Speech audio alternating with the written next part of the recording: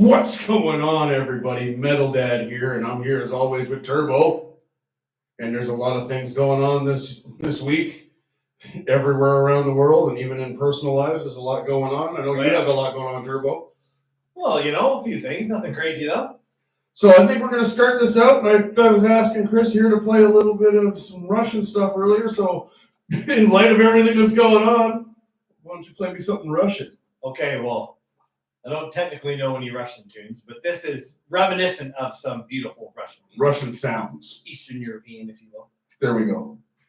So let's see. Eastern European. So it's basically E to A to E, B type of thing.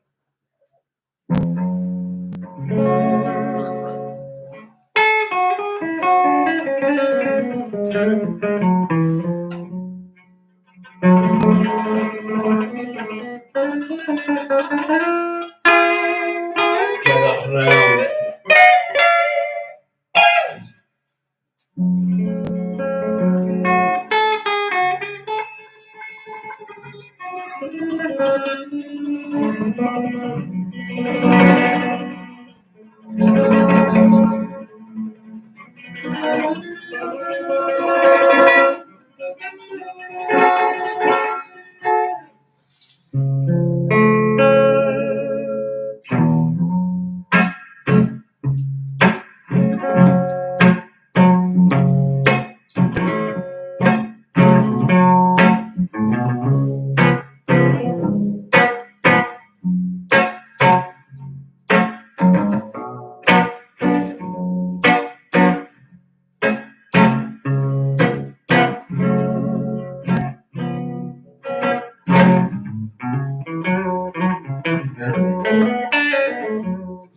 Just getting everything set up, sharing with all the beautiful people. Just looking at Todd.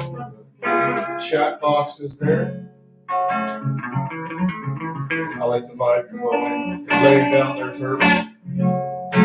Lay it down. Lay it.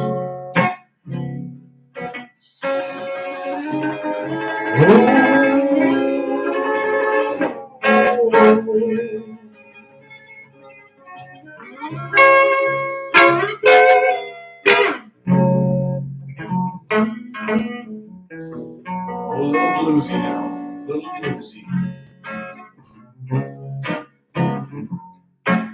For those of you wondering why we're looking a little bit violet today is because I've been working with Saint Germain with Violet Flame. And I've decided that we're going to do a little bit of crown chakra work using the color violet. Purple or violet, whatever you want to call it. And we're going to connect to our higher selves. And we're going to try and figure out what is the real deal. What is actually going on? Because we don't know. We're being told that World War III is starting. But is it really? What do you know? Who can you believe? It's already been proven we can't believe Justin Trudeau. And it's already been seen that Joe Biden is feeble and doesn't know what he's doing. So, what's really going on? These are the questions in tinfoil hat time that we're going to ask today. Because the truth in our music today is not the truth. It's tinfoil conspiracies. Because that's all we're given. I can't say anything. So I'm going to share this live here with some people while you groove out to the sounds of Turbo and Flip.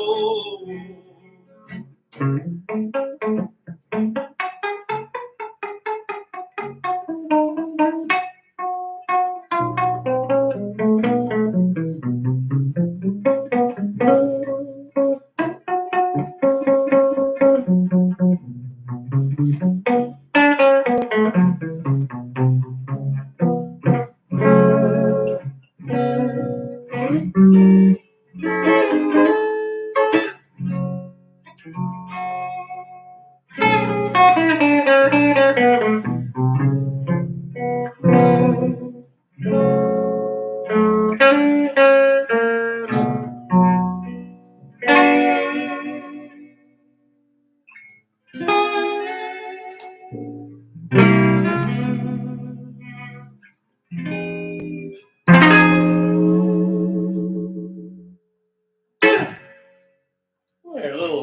little inspiration up. Anyway. I was digging that, man, while I'm sharing off the little podcast, or the podcast. Well, You're not little. Sorry for all you guys that think I'm ignoring you and just staring at my phone. I'm not. I'm actually sharing the podcast because nobody's watching. And you wanted to learn a little bit about gypsy jazz and stuff like that. Well, I do want to do another gypsy jazz. I'm going to teach you guys a little bit about forms today and progressions. Then you'll know how to predict all this cheesy shit that I'm doing because it's all old school stuff. But when you know kind of the little squares and the little typical turnarounds, then it's way more predictable. Predictable. It's way more predictable. That'd be a good name for a song, Predictable. Or a band name. It's like a really bad progressive rock band. Predictable. Just give me 1 second here. I'm just sharing off the last little things. And Hey, no worries. I'll get right in. You'll have my full and undivided attention. Even you in YouTube land, you'll have my full and undivided. Well, not my attention. You're paying attention to us. I'll just start yipping at you. Turbo will start yipping at you. Flynn will base your face off. Because guess what? Russia's doing something. I think. I don't know. Yeah, well, they're doing something. All kinds of people are doing something. This is true. And when we get to tinfoil hat time, we'll talk all about that. Kind of like, wasn't Hunter Biden at all involved with Gazprom or something? Which is one of the big oil companies. And oh man, everything just flooded back to me. Like everything that was going on with Hunter Biden and everything was all done in the Ukraine. yeah, funny how that is, eh? The other Weird. You know what else is weird? What? All the truckers around the world started deciding they were going to pop up and go to all the capital cities of all the Western nations around the planet. Yep. And then what does Russia do? Well, Invades Ukraine. Conveniently. At the right time. yeah. Or at least it appears so, anyways. I don't know. Did they invade? Or are they just going in there and being like, you shady fucks? Well, I don't know. That's the thing. The whole thing's so strange. And I've seen a bunch of live feeds of Kev where things seem a bit normal too. So, yeah, the whole thing's it's just wacky. It's wacky. Something's afoot over there. There's no question about that. Why don't you give us while he's setting up all his internet stuff, why don't you give us a baseline here, Flynn, and I'll just jam something over you. We'll just have some fun. Warm up. Because it's a cold and snowy day here in New Brunswick after having weird weather lately. We had the sun out and it melted all the ski trails. They were down to the grass. And now we just got 6 inches of snow again. So all is not lost. Winter's not gone yet. Some folks here are expecting some kind of weird early spring.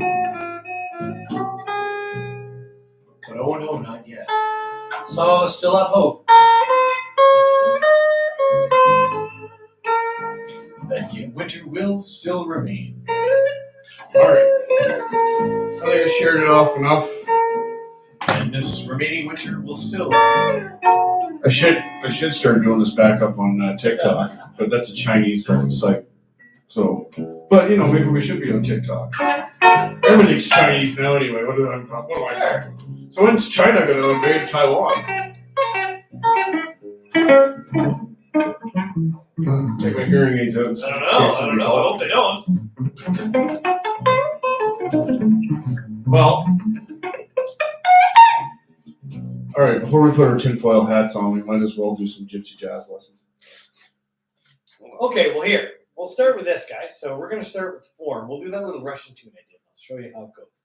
So grab your axe, your capo. I don't have an axe. Yes, you do over there. Just kidding.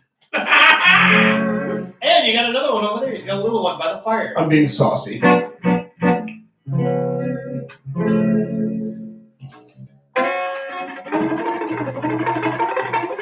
Also, that word, Denny's bitching out. Uh-huh. Denny's bitching out, not showing up tonight. Yeah, well, the weather's pretty crap. That's not why he's not showing up. No. Okay. I won't go any farther than that, but Does that have to do with the girl that used to live here? Oh, then Flynn goes and says it. Oop.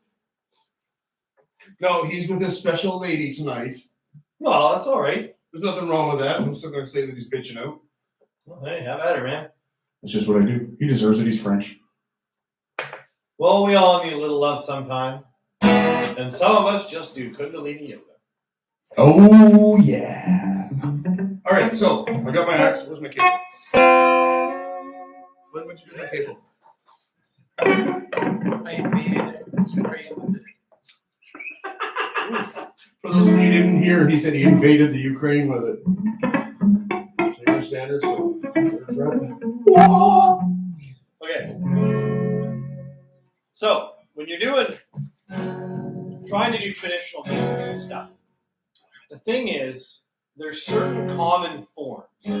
So, for example, this little thing I'm doing, it was in a waltz term, but let's see, it was like, 9/8 time for those. think of your one, no, that's a slip jig. Is it? Yeah, slip jigs go 1, 2, 3, 4, 1, 2, 3, 1, 2, 3, 1, 2, 3, 1, 2, 3, 1, 2, 3, 1, 2, 3. Yeah, I don't. Yeah, but a waltz is just 1, 2, 3. So a waltz on the format, and it's actually interesting. Even a slip jig, which is like an Irish thing, it may be a 9/8. So that sounds weird. Three groups of three. Triple, triple, triple, triple. Right? But the phrasing will always be in 2 or 4. That's the thing. The human ear likes groups of 4. Right? Even when you're odd times. No. No, I was just saying that as a reference to 4. Yeah, but 4/4 just means that bar. There's 4 quarter notes in that bar. Mm-hmm. So 1, 2, 3, 4, right? But in a 9/8, it'd be 1, 2, 3, 4, 5, 6, 7, 8, 9. 1, 2, 3, 4, 5, 6, 7. So if I wanted to phrase, it'd be like 1, 2, 3, 4, 5, 6, 7, 8. 1, 2, 3, 4, 5, 6, 7, 8, 9. 1, 2, 3, 4, 5, 6, 7, 8, 9. 1, 2, 3, 4, 5, 6, 7, 8, 9. 1, 2, 3, 4, 5, 6, 7, 8, 9. Right? There'd still be, probably do 4 groups of 9. See what I mean? So you could do like a cool metal slip jig. Actually, that'd be fun. Metal slip jig.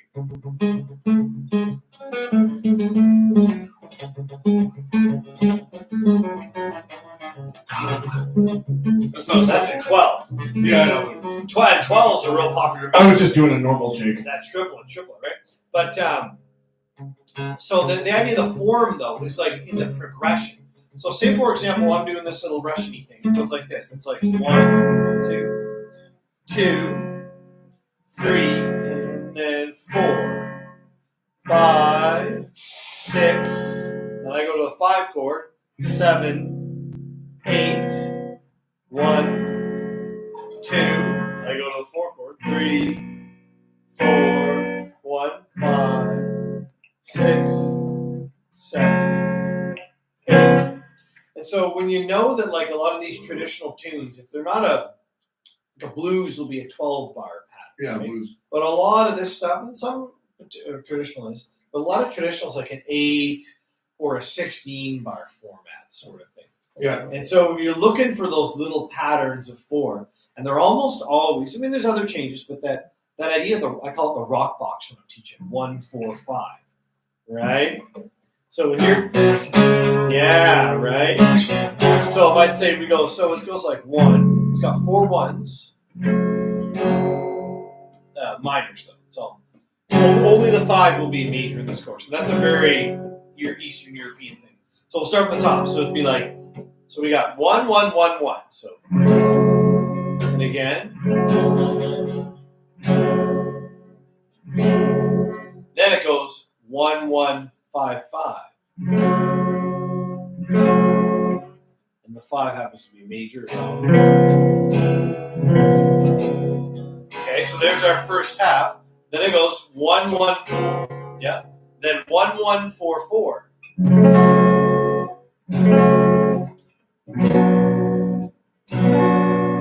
Then you can either go 1, 1, 5. We're going to go 1, 5, 1, 5.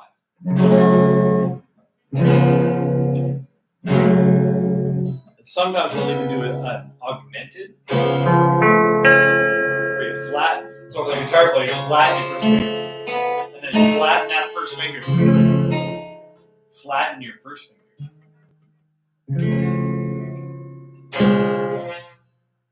Well, that one, that's string, okay. No, we do both.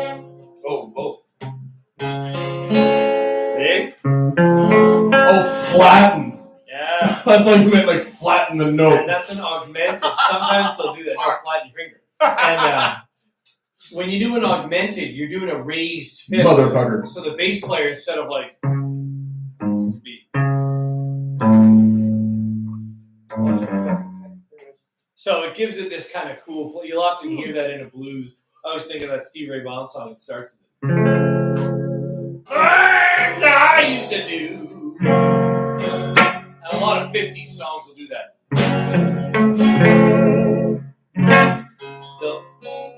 You'll often hear the 5 chord as an augmented. So the song goes 1 1 1 1 1 1 5 5 1 1 4 4 1 5 1 5.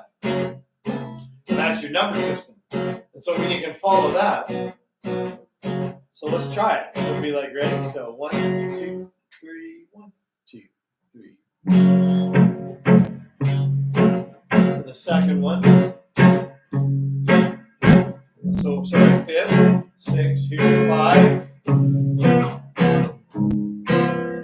1s, 2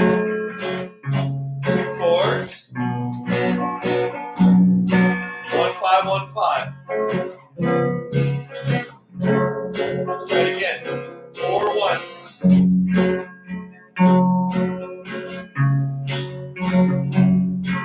2 1s, 2 5s. 2 1s, 2 4s. 1 5 1 5. I'll call it overtime. 4 1s.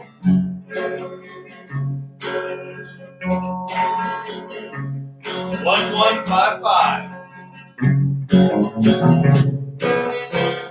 2 1s. 2 4s. 1 5 1 5.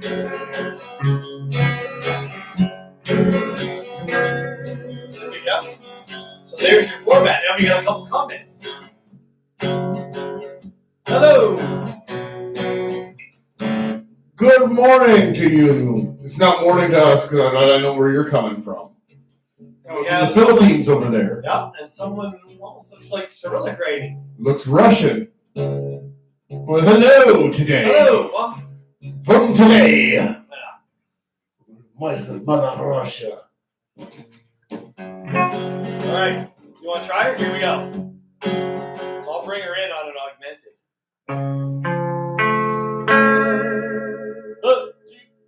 1 2 3. Okay, so hold on. Here's a tip.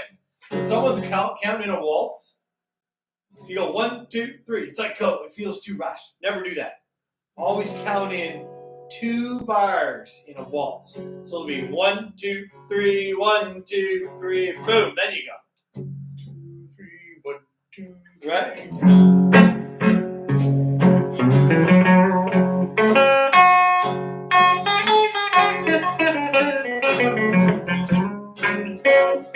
Those are 5. Now here's our 1. Oh, okay. Well, I know what happened. I knew I was supposed to change, but I was like, Okay, let's start over again. Okay, let's try again. Okay. So 1 2 3 1 2 3.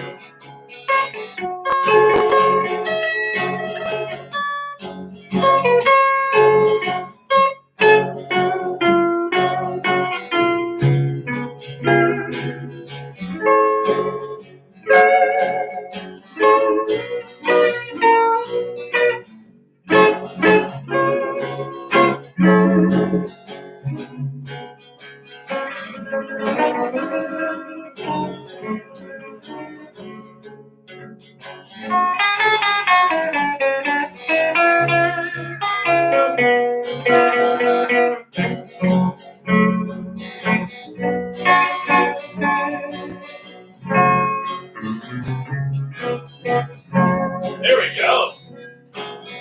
There we go.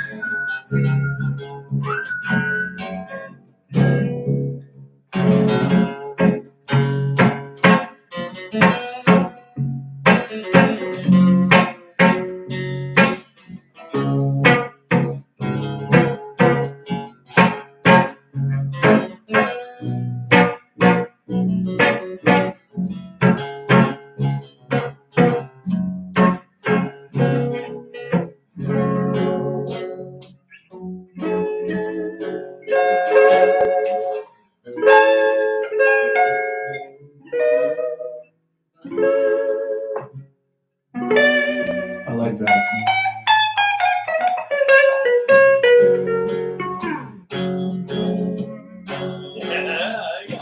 There you go, boys. Sure, you get the hang of it, right?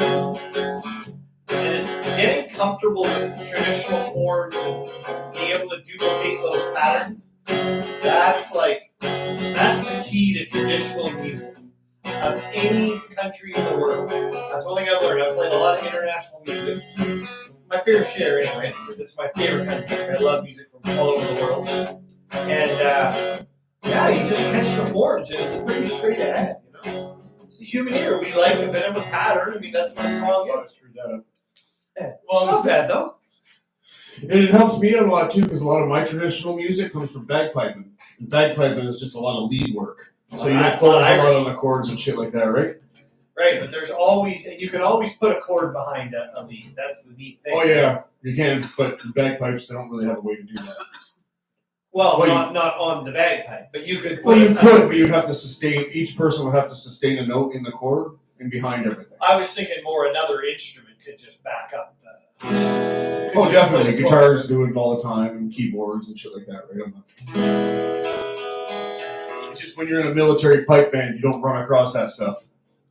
Yeah, it's hard to take electric guitar and a half stack on a march, eh? Yeah. So it's usually bagpipes and drums. Yeah. So we get the right angle here. You're gonna see if maybe what I'm doing wrong here. Heck with it. It's a condenser. It'll pick me up anyway. I like it. That was neat. Yeah, so that's kind of a little trick that you can do there. And that's all they are. They're all little chords, you know, like that. If you're asking about gypsy jazz, well, it's a combination of like bluegrass and country and then swing jazz tunes and European, French music, Russian music, Romanian music, Polish, all of it, you know. And then and it goes way, way back. It goes back to things like even as far back as India. But then it depends on what style of music you go to, but gypsy jazz in particular, that's kind of the thing. So it's very got influence of klezmer and Eastern Europe, different Eastern European countries' music, and Western classical, but a lot of French in there too. Yeah. But now the gypsy jazz guys, they'll do it like this. So we were doing a waltz, and you can't do that. But they'll like a swing like this. So you're like this. Sorry, I'm trying to metalize it.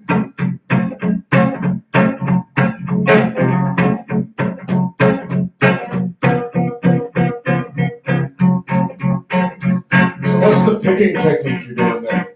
Okay. Because that's one of the things I'm having the trouble with is getting the right picking. So in metal, it's like that big down pick, right? Well, in gypsy jazz, it's the same thing, but they wouldn't do open chords. So when I hit a chord like this, see, I'm muting it with my left hand.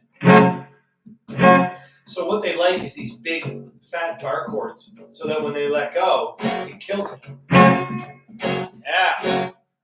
Yeah, see? So you go.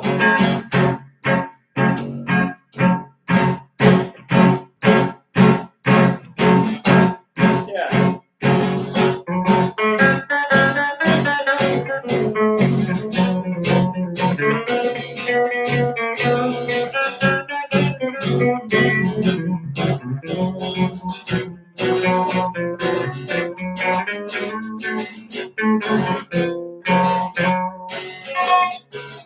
Right. So a lot of just because what the bass player's doing is root 5. He's going like this.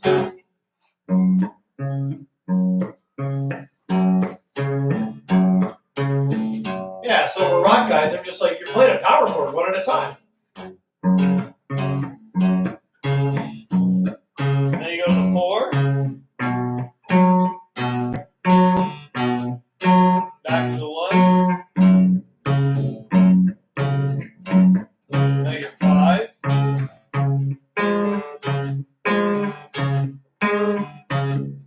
Or that's root 5 too. So they're doing that box. Oh. Yeah. So the song, if I was going to play it on bass, would go like this.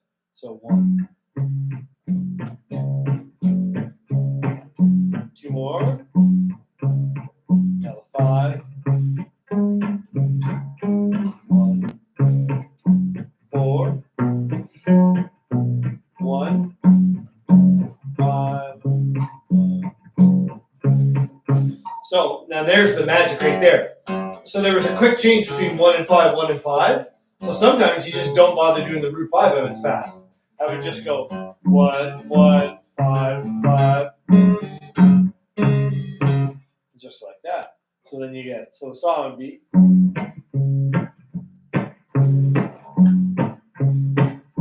Bar 5, bar 6, 7, 2 ones, 4, 2 ones, you go 1, 5, and 1. Then you start again.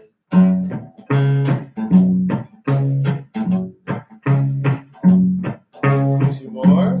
And here comes 5.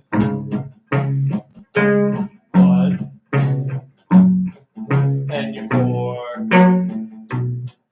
Back to 1. And 5. 1. Now I do the chords. You guys keep doing the bass line.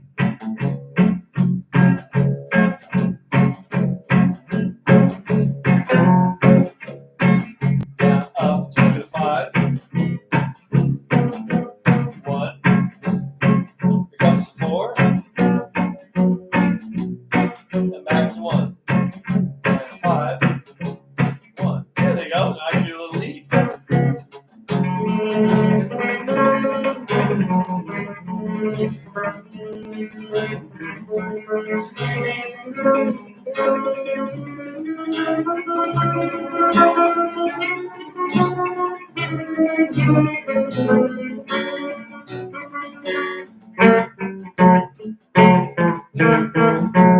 If I can do it right, geez.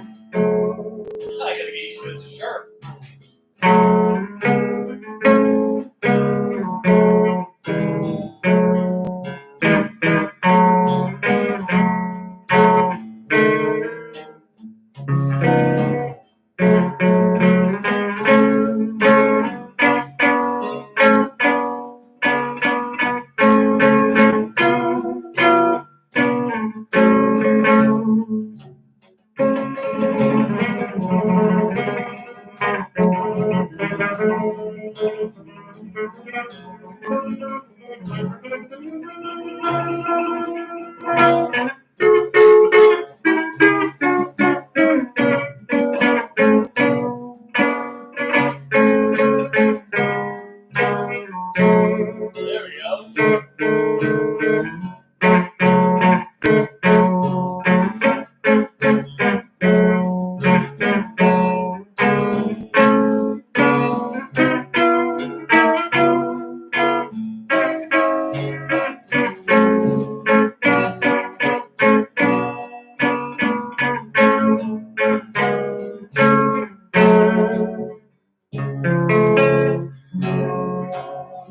Fun, eh? Yeah. Then it starts coming together. And that like gypsy jazz lesson, well, that'll work for bluegrass. That'll work for country. It'll work for blues, a lot of stuff. That Route 5, and I'm sure it works for salsa, it works for a lot of Latin music, it works for Newfie music, which is where my family's from. That's what we grew up on. And that's the deal. French music, all of it. It's that common kind of thing. It's a very common style. So yeah, a lot of fun, and I could just jam on that all day long. I'm getting used to playing in the sharps. I'm kind of losing my touch here. Oh, yeah. So kind of cool, eh? Sorry, Jesus, I'm coughing in the microphone. It's all that vaping and puffing you're doing, like. All the vaping and the puffing, and I was checking the messages coming back from the messages I sent about constipating on the podcast. Okay, cool. And I was checking the time to see what time it was. And I didn't even check the time because I started coughing. And we got a lot of funky. We got sage. We got some incense going on. All kinds of cool stuff. As usual in the garage with a fire in the corner. What do you think? Kind of fun, eh? Some neat ideas you can work on there, eh? You ever listen to any Dick Nolan before? Dick Nolan. That sounds familiar. Who's Dick Nolan? Newfie. Newfie. Oh. I don't know. I was thinking of Dick Dale or something like that. Which would be more like this.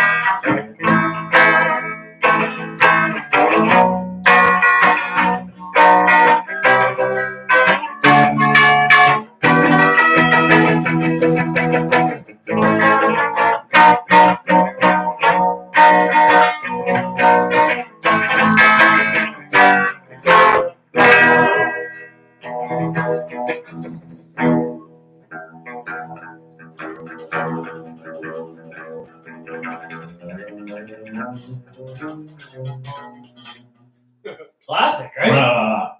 Mr. Lou. Yeah, Mr. Lou, exactly. He was left-handed. He played a left-handed guitar, and he used to play like, I think it was 13s or 14s or something on his Strat. Really? Like, Holy shit. most people play 9s.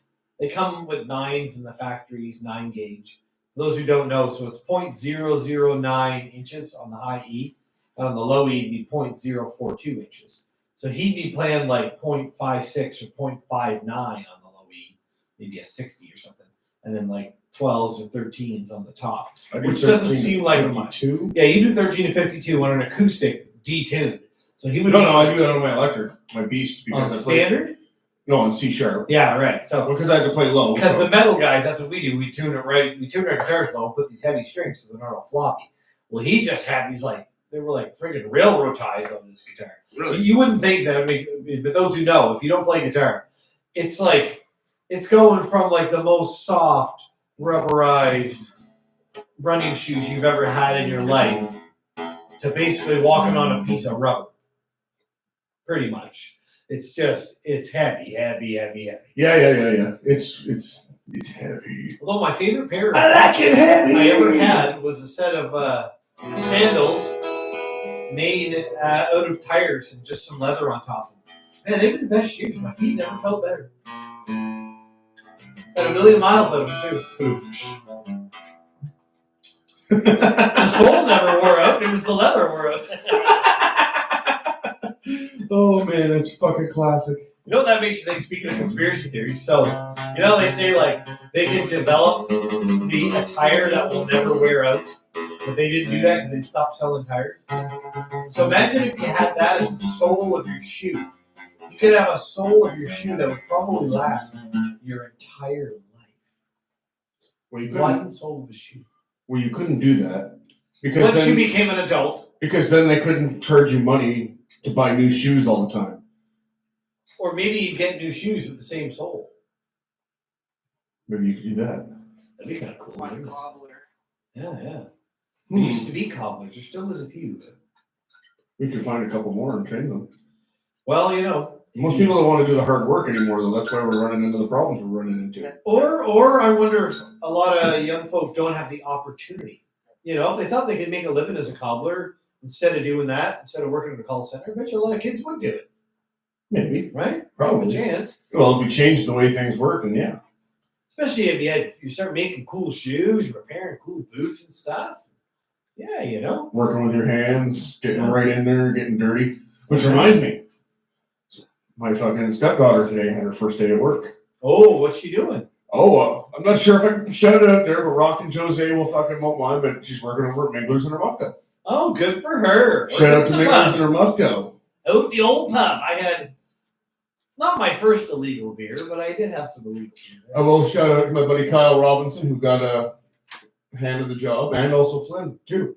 Flynn starts there next Wednesday. Oh, man, good times. So, and I think pretty soon we'll actually be allowed in restaurants. Imagine that. But unfortunately, now that Flynn's doing that, he might not be here to play bass on all the podcasts. That's too bad. Because he's working Friday nights. Well, man, sure we can get him man's got to make the money. Gotta make some money here and there. You know what I mean? Yeah, that's right. You need stuff, right? And that's just how it is. It's like money is not the end all be all, and it's not the root of all evil, but it is something that we need, and it is something that we're using in order to barter and trade with our fellow humans. Yeah, and you know, It's a tool. You gotta make a living. Well, you gotta make a living. You gotta do what you gotta do, right? You gotta afford the things because things cost money. Doesn't matter what the thing is. And preparing food is a fine art. It is actually, and that's one of the key things that I'm hoping. And the good thing for Hannah is that she was going in there going, oh, I'm not gonna like this. Normal 18-year-old shit, right? Yeah. But she at the end of the day, she got in the car. She goes, "Oh, that wasn't so bad. Yeah, I did not like it." Yeah.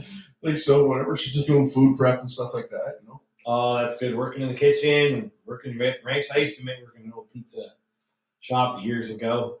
Well, I'm hoping that she'll kind of stick with this and not try and go do the waitress bartender fucking thing. Not that there's anything about that, but I want her to use her brain and not just trying to get tips for her looks and shit like that. Yeah, and starting out, learning the ins and out of a professional kitchen is a good skill to have. I would say so, yeah. Understand that world and how they work and work ethic and what's involved in food prep and safety. Those are skills that will follow her the rest of her life. I agree. My first job was in the kitchen. Is that right? Yeah, Wendy's. Oh, yes, yeah. Not really a kitchen, a fast food fucking joint. Hey, but they all knock it. But man, even those places, like, they have cleanliness standards. You got customers and there's orders. And, yeah. It's true. Yeah. I don't knock it now, or it didn't knock it then. But now that I know that those are all part of the great machine, I kind of knock it now. And it's just like Hannah's first job at Tim Hortons didn't really work out. I don't really care because I don't even drink Tim Hortons anymore. And that was just a terrible place to fucking work for her. No offense to I don't even care. Offense to that. Fuck you. You made it fucking hell for her, you old fucking Karen. It was an old batty Karen. Oh yeah, I'm in a great place with a bad worker. Started screaming at me one day because I didn't go in there with my mask on. This was when they were still not really forcing me to wear masks, but get all of the right. people to yell at you because they had to wear a mask. And she was working behind cover with a fucking shield on and a mask, yelling at me for not wearing a mask. And then it was just downhill from there. And that just place was just When I nuts. see it was a joke, it was like it's making the whole world a bunch of happy Mandels. It's basically super hypochondriac, right? Like, oh, girl. Too much. We gotta back her down, folks. Let's back her down a little bit. So now what are you gonna write with your new skills there? I don't know because I never know, and I kind of like to let the universe just channel its way through me. Oh. I like to pull it from the ether, as you must. Yeah. I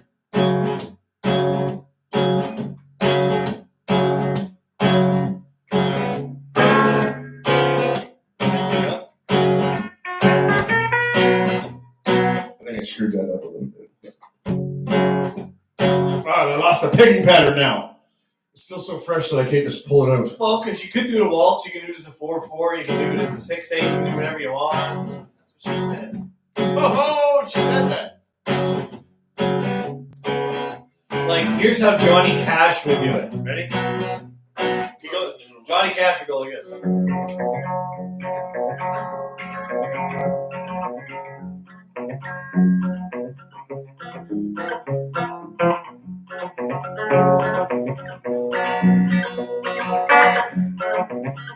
Okay, you're doing. On the fourth, you're doing them both too.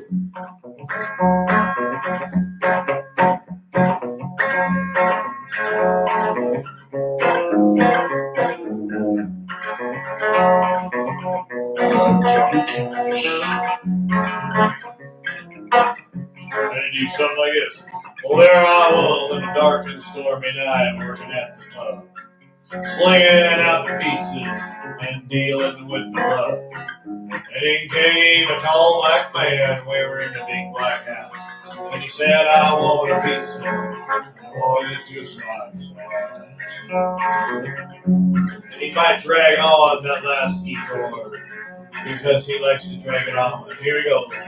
Well, I got on that oven and I cranked it way up high, trying to put some effort into that beautiful pizza pie. And that old man, he wanted it piping hot. I said, don't worry, I ain't forgot. Well, I asked him what's he want on this flaming hot pie. He said pepperoni as big as my eyes. And maybe a little pineapple too. I said, hey, whatever suits you. And don't forget mozzarella. I like that extra cheese. I like it so much that it brings me to my knees. And when it comes out, put it on a red hot plate. Bring me a knife and fork, and I'll eat it like a steak. Losing count of the track. Losing track of the count.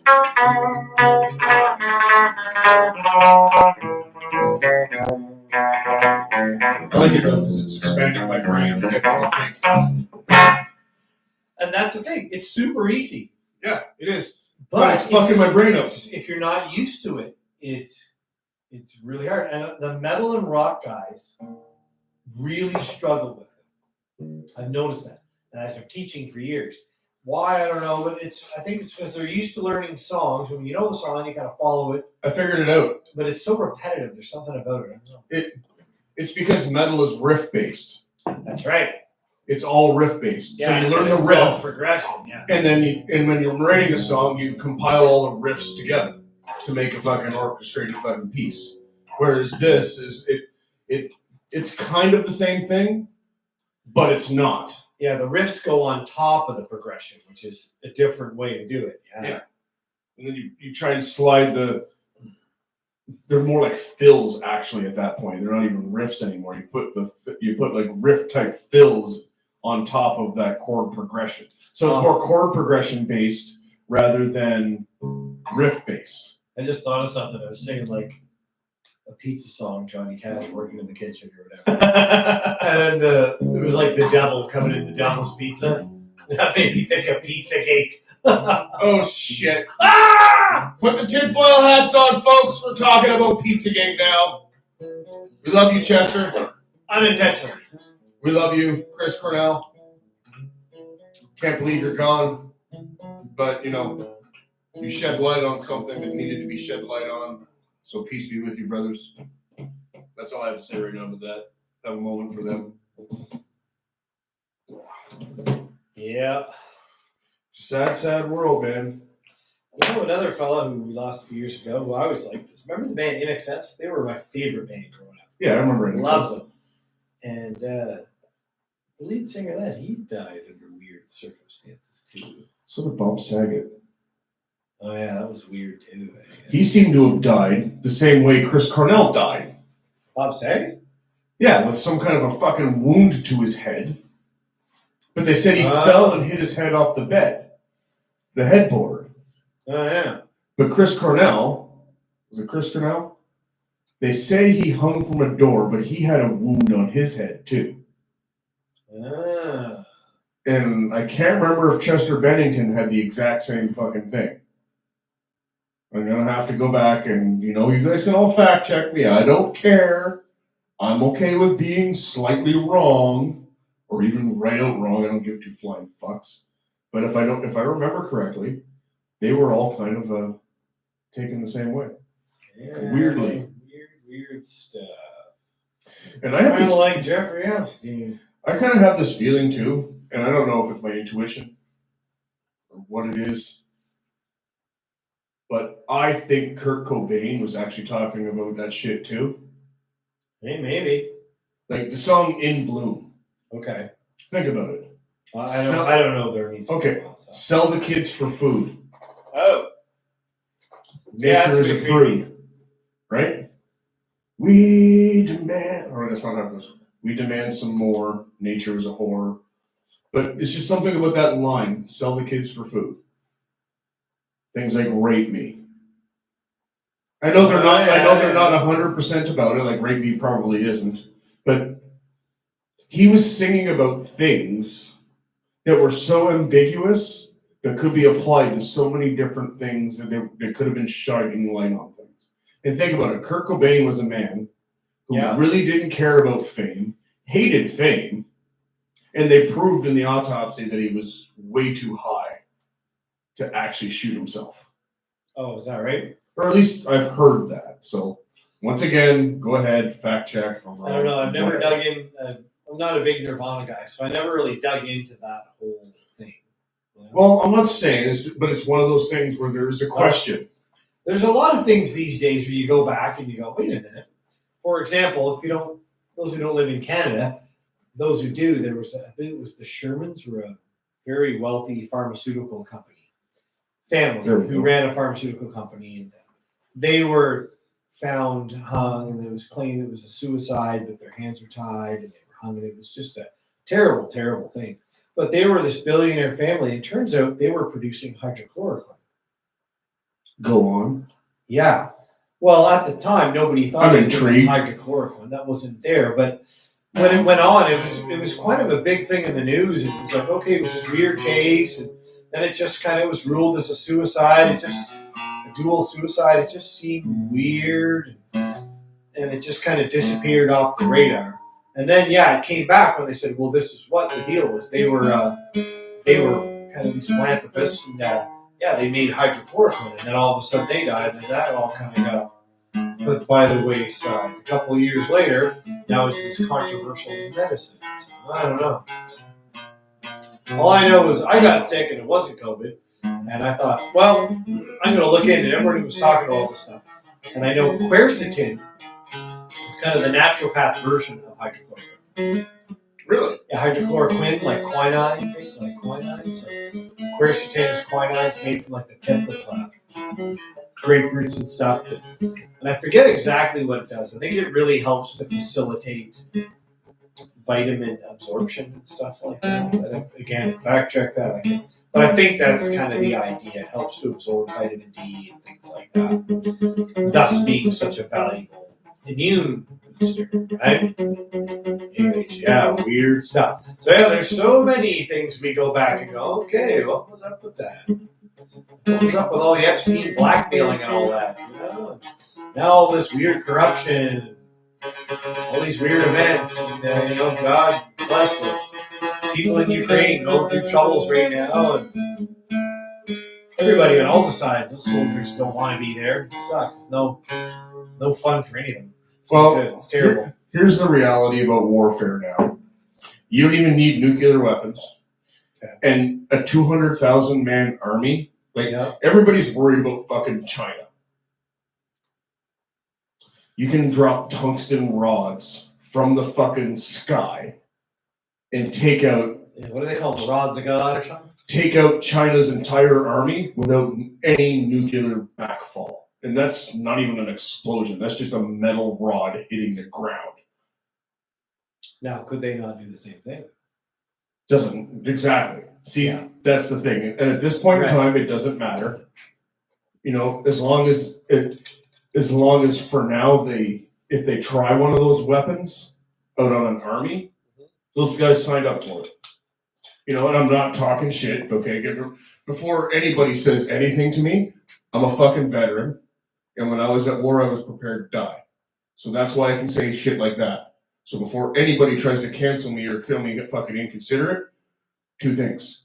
First of all, been there, done that. Second of all, go fuck yourself because you haven't. Because if you have, you won't be offended by what I'm saying. So now that I took care of that, Yeah. let's be real here. Soldiers, they sign up to die.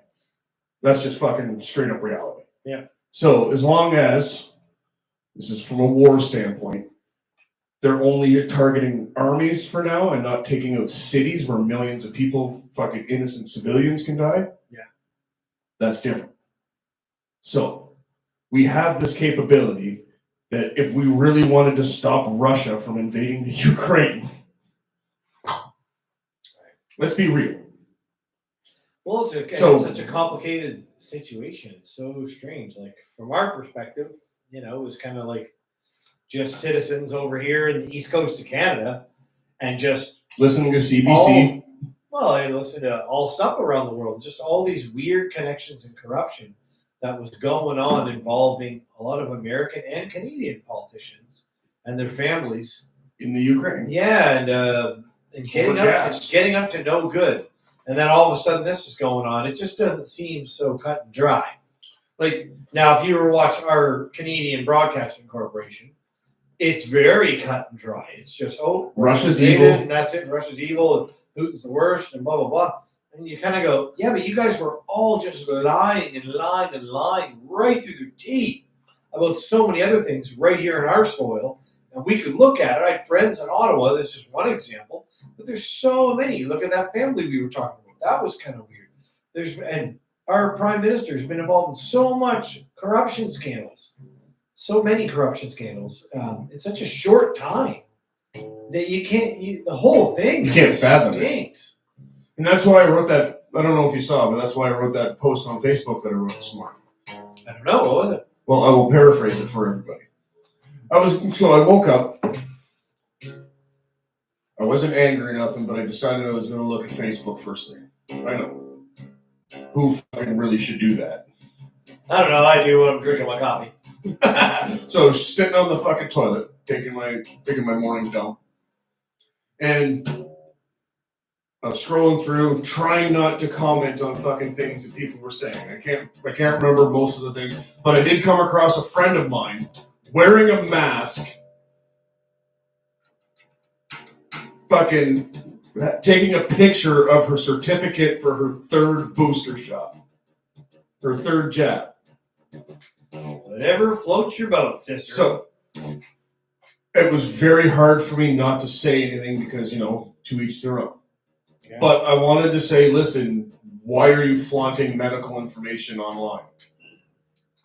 Yeah, really. Just something simple like that. Not even, why are you triple jabbed and still happy to wear a mask? Just got my blood thinners. You know what I mean? So the other thing was I was talking to somebody yesterday, and they were just like, they found out I wasn't vaccinated.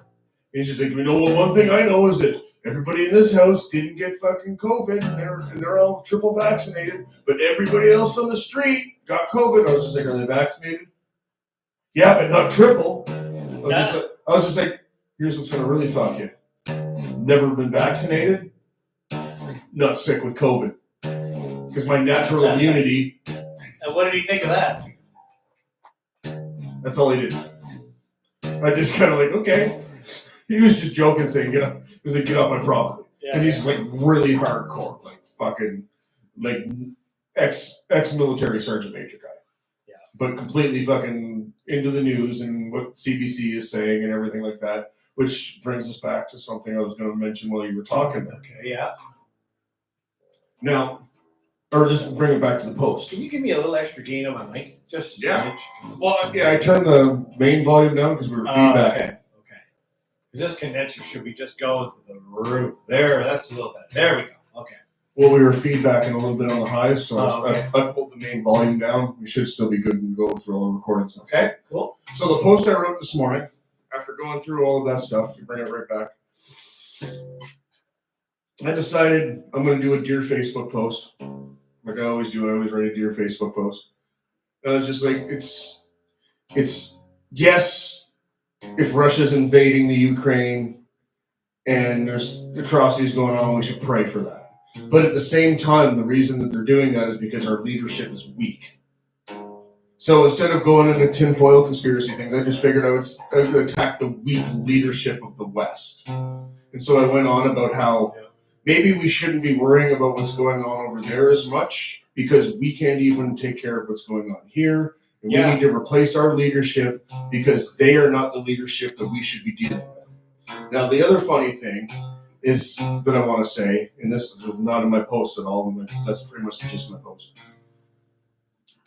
With all of the scandals from all of these fucking Western leaders, Democratic, liberal, fucking cancel culture, fuck scum, whatever they are. Try not to use too many derogatory terms because it will be nice and full of love. It's kind of funny that they're all not protecting the Ukraine, but all of their scandals are going to be exposed through the Ukraine. And it's funny that Russia is the enemy, but Russia is going to go in there and clean out the corruption that we all know our politicians are doing. So we all know that all of our politicians are corrupt by now. If you don't know our politicians are corrupt by now, wait up. There's no hope until it crumbles in your face and you have no choice but to go up. Like, it should be a fucking eye-opener that every other province in the country has decided to lift everything, and New Brunswick still is going to wait another 2 weeks. What the fuck is that? It's foolish is what it is. So none of this makes any sense anymore. And we can assume that everybody is lying about everything, and it's time that we demand the truth. So as our freedom convoys across the planet are saying, we're not going to take it, Russia goes into the place where all of the biggest corruption is supposed to be happening because the Ukraine is like the cradle of Europe. I can't paraphrase it all, but all the resources and everything that the Ukraine has is just ridiculous. Yeah, it's a big place. A lot of really beautiful people. Biggest landmass in Europe, I believe. Yep. The biggest country in Europe, land-wise, I believe. Anyway. And key location. And, right off the Black Sea. Yeah. Right? So here we are. More scandals than we can count coming out of that country. But we're all yelling at the person that's going in there and been telling us that our media has been lying to us this whole fucking time. Especially with the President of the United States and his family, with all these weird, shady dealings going on over there. And then it was all these supposed Russian collusion with Trump. And then that turned out not to be true. It turns out there is some connections with the current administration and all their cronies that all just fishy. I even saw one clip. It was a bunch of soldiers. I don't know on which side they were, but they were burning just these pile of documents that was taller than us. and just chucking them in this bit. They obviously threw some gas on it, and we're just burning all these documents. Well, those would What have they to were be from, who knows? those would have to be from the Ukraine because it's Russia. No, it was in Ukraine. Yeah, Yeah, but whose Ukrainians- documents were they from? A business? Were they from a government? Were they from who knows? all of the above. Yeah, I don't know. But it's just something you wouldn't. You don't when you think of like a war torn situation. Yeah. You don't think of guys going in and burning documents. That's not your typical. And so far, all Thing. Russia's done is taken over an abandoned fucking nuclear site. As far as I know, Chernobyl is abandoned still, Well, yeah, because it's and an unmanned airport. Was it unmanned? I don't know. But it didn't seem like a major airport. No, I've seen it. I haven't seen too much. That's the strange thing. I don't know, but there's been all kinds of weird stuff. Like look what happened to Kazakhstan a couple months ago, and yeah, it's all just strange. And there's one of the wealthiest countries in Eastern Europe, and yet the people there do not get to share in that wealth for the most part. And a very strange Illuminati capital, all these new weird buildings and pyramids and twin towers and crazy shit. Crazy shit. So that's the other thing that people got. Everybody's like, pray for the Ukraine. Well, we should have been praying for the Ukraine a while ago because if there is naturally dense and resources, is what I just read to be true, and those people are living in like a third world economy, like it seems like. Because I don't know. Ukraine's a pretty darn modern place. Are they? Oh, geez, yes. Okay, Frig yeah. Okay, then I can't be mistaken. Oh my God! I just always pictured Ukraine as one of those fucking third world nations. Oh no! It was always the breadbasket of Russia. It's huge agriculture, mining, and resources, and of course it's connected to the Black Sea. Oh yeah, no. It's super modern, cosmopolitan. A lot of tech there, all kinds of stuff. So that's the weird part, right? Is what the heck is going on? But there was all kinds of weird stuff, like there was a great big Greek construction company that won an interesting bid on, I want to say it was road infrastructure, sewage infrastructure, all kinds of weird stuff had been going on. So yeah, a lot of weird things. It's where the East meets West, right? It's the new Istanbul, not Constantinople. Remember that old song? Yep. They might be giants. Yeah, exactly. Long time ago, Constantinople. Yeah. So nobody's business but the Turks. Yeah, exactly. Nobody's business but the Turks. Ain't nobody's business but the Turks. Istanbul, Constantinople. long time ago, Constantinople. Such an interesting part of the world that is too. That whole area of the world. Turkey? Turkey, Ukraine, all Well, around they're the quite Black far Sea. apart, aren't they? Well, Because Turkey would be where the Middle East meets Europe. Yeah. That's Ukraine is way over. Well, not that far, I guess, but it's way over. the Black Sea. Pretty far. Well, I'm also thinking about the Afghanistan region, I suppose, yeah. up and around Kazakhstan. Like we were pulling up a map, and you were just like zoom around, and you'd be like, okay, well, yeah, it's far apart, but really, it kind of makes like a little Kind triangle. of like here in Saskatchewan type deal. Yeah, well, maybe even more like. That's a better way to look at it, maybe. Maybe Saskatchewan, yeah. Is that far apart? But even still, Saskatchewan, even though it's far away, doesn't seem that far away when you live in Canada. And there's all those, well, no, it's a couple days drive, right? Yeah. And all those mountains. And, yeah, interesting. It's like the cradle of where everything has happened. In between Turkey, like that region of the Middle East, Yeah. which actually Turkey is not that far from Afghanistan. And then Yeah. going back towards Europe, back towards where the Ukraine is and everything. Yeah. Like I have to pull up a fucking map.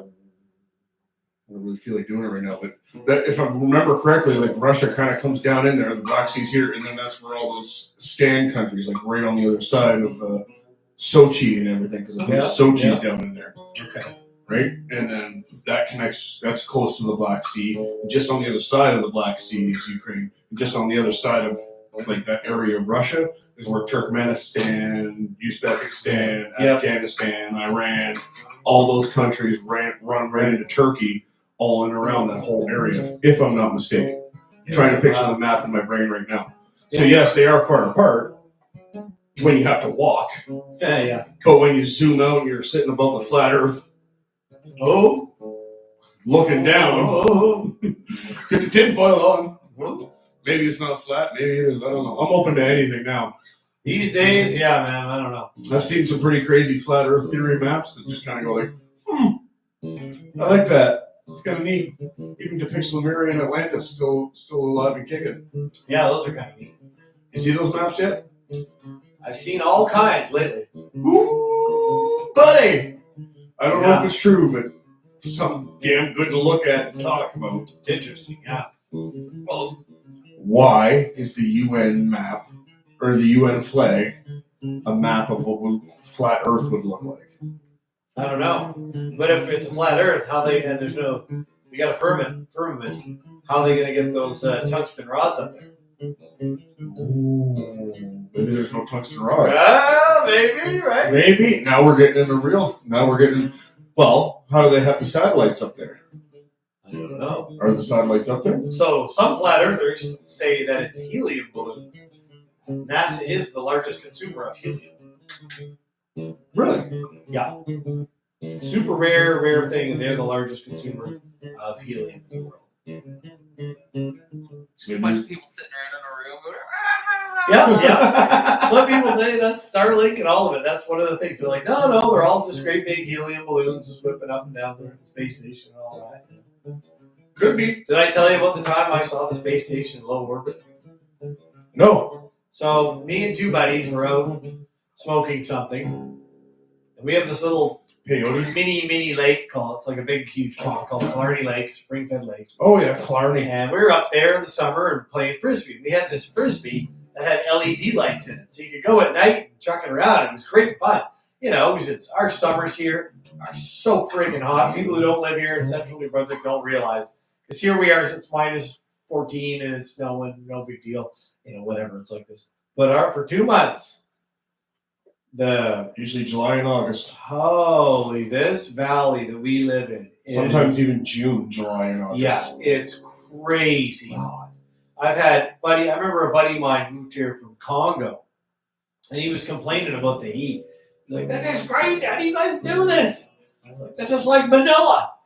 But you're from the Congo, man. What are you talking about? He's like, but it's not like this. It's not sweaty. This is off the... Anyways, because it does. It gets nuts. It gets really... And humid, and it's humid. It's all the trees. Yeah. So it's great. And anyway, so we go play frisbee night cool off.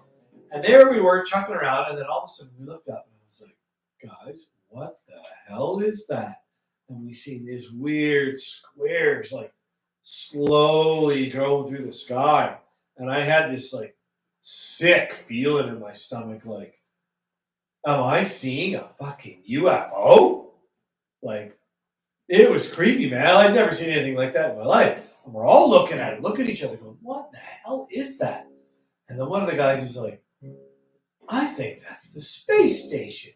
And then we could kind of see the shape that it had. And it turns out it was supposed to be in a low orbit that night for, reloading or whatever. I guess they do that apparently.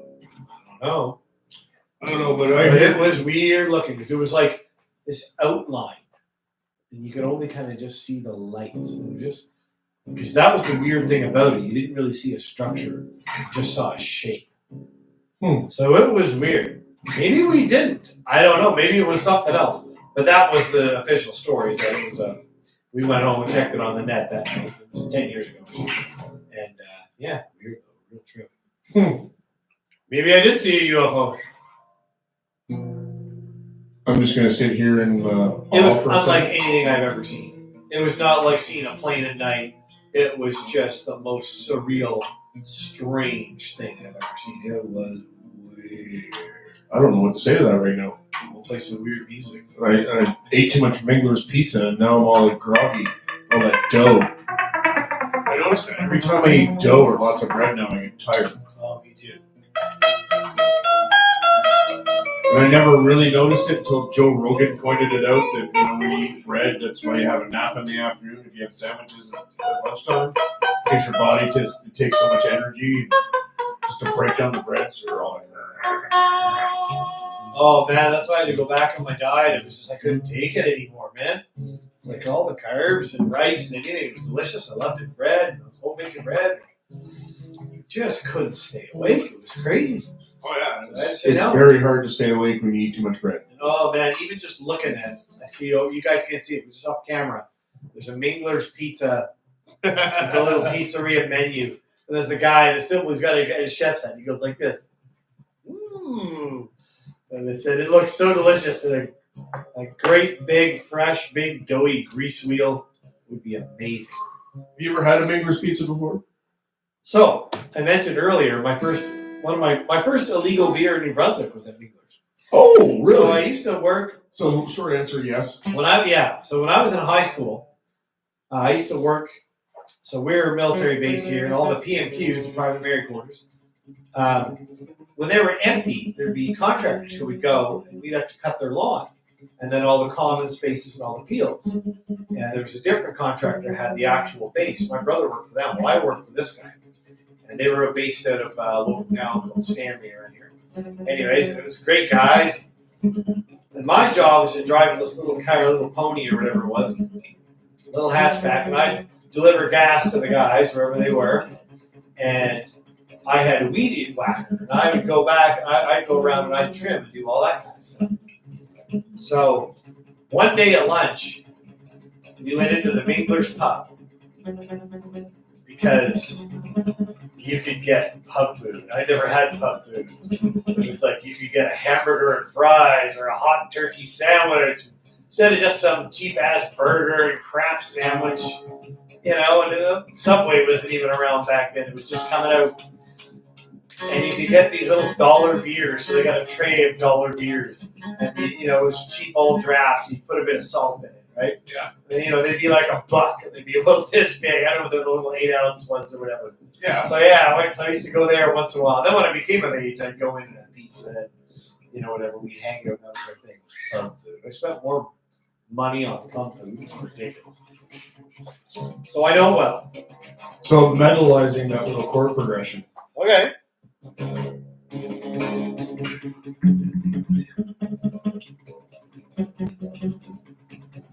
Oh, that's supposed to go.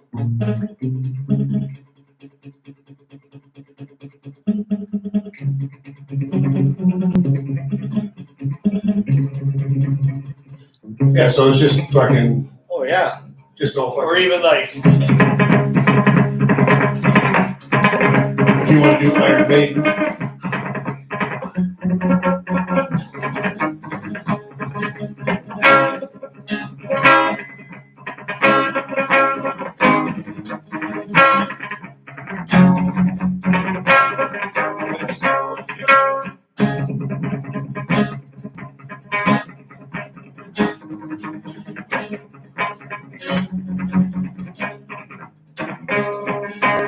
Or you can make it like.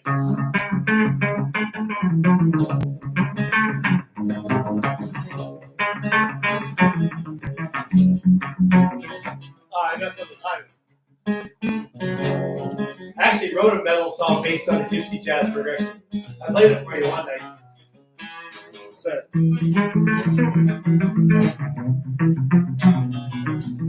Anyways, yeah. Keep going. Oh, No, I want you to play it. I was just, as you started playing it, I was already caught in my brain in something else. Yeah, I do remember that.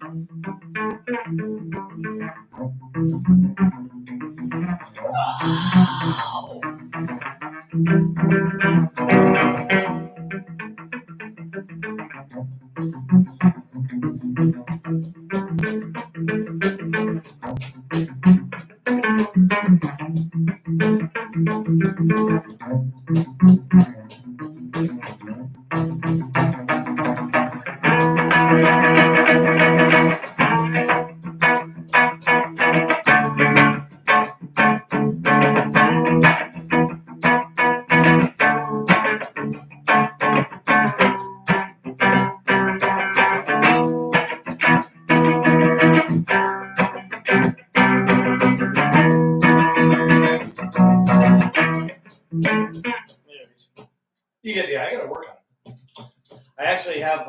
So this is interesting. This guitar, I almost sold it. I sold a bunch of stuff. I almost sold this one, but they weren't going to give me much money for it because you can't tell that somebody's. If you look close, you guys can't see there, but somebody stripped the paint on the headstock and kind of ruined it, and then the binding's all messed up. So they looks like they painted it with whiteout. Oh, jeez. So if you look kind of close, can you see that? Yeah. Right? And then if you look at the F holes, when you look at them real close, they did the same thing. They're like painted with whiteout or something. Oh, jeez. So they did a real cheese ball. When I got it, it was filthy. So I cleaned it right up. It's a really nice Korean-made gretsch. But I like because the of that, Bixby. yeah, and the Bigby's great. But the pickups are kind of crap. So I'd like to get better pickups. I don't like them. So I was going to get rid of them. Then I sold a whole bunch of other instruments. And let's just say next week, I ended up getting a really, really good guitar. Ooh. One I've wanted for over 20 years. Are you going to tell us, or are you just going to bring it out next week? I'm just going to bring it up. That's not fair, but okay. I accept. It's sick. I saw a fucking sick guitar yesterday, too. What'd you see? It was... I'm gonna paraphrase wrong or quote wrong, but it was an acoustic guitar. It had the F holes in it. Was it a maple top and bottom? Bird's eye maple. It was made out of. Buddy got it, and he restored the whole thing, put it back together. It's either from 1940s or it's from 1929. I can't remember, but he restored it and put it all together. It ranges between $8,000 and $11,000. Where did you see this? A guy that works at Mingler's. Wow. He's a guitar collector, and he's really good at putting guitars back together. Like, he fixes them back up and makes them sound good and pretty and shit like that. And he was in there giving I want to say a relative of Rock and Jose's, but I'm not 100% sure, a guitar lesson. Oh, okay. Like their niece or their granddaughter or something like that. And he was giving them a guitar lesson. He had all his guitars there to show her. And he had that guitar in there, and I was allowed to go in there and take a look at it. And the energy that was coming off of this instrument was phenomenal. Oh, wow, cool. I could feel all the other guitars were there, and this guitar had energy, like to the point where I had to explain to Rock that I'm not allowed to touch that guitar because you don't touch another man's instrument that has that much kind of fucking energy coming off. Mojo. It's that kind of fucking energy. Oh, cool. And I'm just like, but just to be there in the presence and everything of it, I was just like, wow, that is nice. Like, that's a once in a lifetime kind of thing where you see. I wonder what it was. I can't remember off the top of my head what maker model it is, and I can get all the information for you. I'll go talk to Don down there at Mingler's and I'll ask him. Yeah, I'd be curious. Because I wasn't retaining any information because I was just awestruck at this. Just the energy coming off of this guitar, I was just awestruck. You just feel the history of like where you just ask yourself, where has this guitar actually been? It's that old. That's kind of the fun thing too, is the stories and where they've gone, that sort of thing. That's kind of cool. Because you can get a generic instrument, and it can stay a generic instrument. But any instrument that you buy and then you carry it around with you, or it travels around the world and lasts long enough in order for somebody else one day to put it back together and make music from it, that instrument has a soul. I've got an old 49 Hensel, which would have been an acoustic guitar you would have ordered from Simpson Sears back in Canada. It was like a mail order guitar. And it's all in pieces and all stripped down. I've been slowly but surely rebuilding it for years. But it needs some serious work. The top's split. We did the neck joint and all this. I kind of half-assed fixed it and needed to slap it together. I will one of these days. And the fact that it's kind of beat up, I like it beat up. I just want it to play well and be beat up. But it's a parlor size, so it's small like my other one. And connects to the 12th fret. It's really cool. But really? Yeah, I got to pop that together. I'll get that probably before the summer. Well, you get it popped together and you bring it back. Oh, wow. I'll take a look at it. Yeah, it's really neat. Again, it's got a lot of stories in that. Oh. Yeah. I can just imagine, and I can't wait to see it. I am gonna pop outside to go take a leak. Okay. So I'm gonna leave you and Flynn on the microphone here. Maybe we'll pick another tune. We'll make something up. Let's see what he's got. It sounds like he's got some kind of Tool bass line going there. It's power chords. Try it. Tooling it. Oh. Let's see how loud the music is.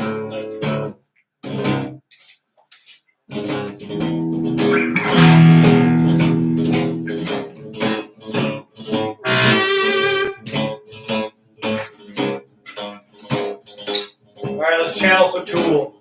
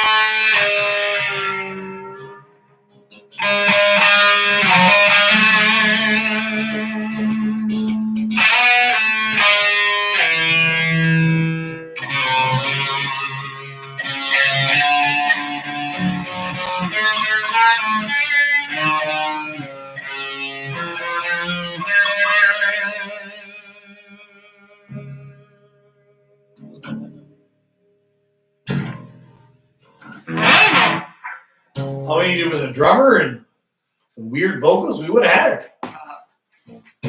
I was gonna say that sounded like Mexican Tool. That's what it sounded like to me. El Tulio. El Tulio. Tuli. So is it tinfoil hat time? I'd probably listen to Tool if it had a little more Mexican influence, to be quite honest. You don't listen to Tool? I liked it when I was young, actually. When they came out, I loved them. Yeah. But an album or two. And I got into metal, so it was just like I didn't pay attention after a while. Well, I would actually recommend now, especially that you're into meditation and stuff like that, Yeah. listen to the new Tool album that just came out like a year or two ago. Okay. But don't try and listen to it as if you would listen to a normal album where you're listening to song for song for song. Put it down as a meditation album, because that's actually what it is. And just listen, meditate while they play it. And just sit there and absorb it while you're listening. Okay. I was actually watching something before I came over here about chakras, and guy was talking about that. He said, actually, hard rock is a good for base chakra. So when you're young and tension filled, it's a good release. Yeah, because it hits all that aggression and everything, right? And the guitar was good for the Your survival, your fight or flight. sacrum or something. I can't Sacral. remember. Sacral, yeah. And I think the flute was good for the heart. I forget what he said. It was kind of neat. That makes sense. Yeah, it was interesting the way he did it. He was kind of talking about the different types of music. Do you have a video for this? Yeah, I'll send you the link. I forget send the me the fella's link, name. please. It was pretty neat, though. Yeah. If you think He about was it. an older guru from India, and he was kind of talking about chakras and stuff. Makes sense. Yeah. I like that. So, is it tinfoil hat time? Well, you put the guitar down. I don't have a guitar in my hand. We might as well do tinfoil Pretty much hat. tinfoil hat time. Okay. We might as well do tinfoil hat shit. Let me sort out my mic here. Oh, he's gonna sort out his mic, guys. It's all tight for some reason. It's all tight like a toilet. You need more slack? It was just caught on something. Oh. Yeah, we've been doing a lot of. I do have to do some reorganizing and some work around fucking here.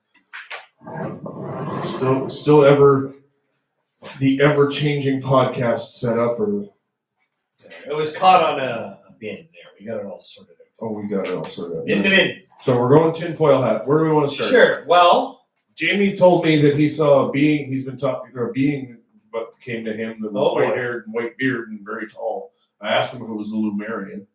and what did he say? I don't know yet. Oh, he hasn't told you. Okay. Well, I don't know. I haven't checked my So our message. buddy Jamie is really cool, and he's a great guitar player as well. Yeah, keep And, going, master. Yeah, and very In tune. yeah, he's in tune, man. It's all here's all kinds of cool things. And, yeah, very interesting guy. Sees all kinds of things that are in other dimensions, in other Dreams, realms and yeah. stuff. Fascinating. And he is sending me a message saying that, he's seeing an extra dimensional being. Wow. Cool. So that's cool. That's where we'll start tinfoil hat time, and we'll just go straight into dimensional beings.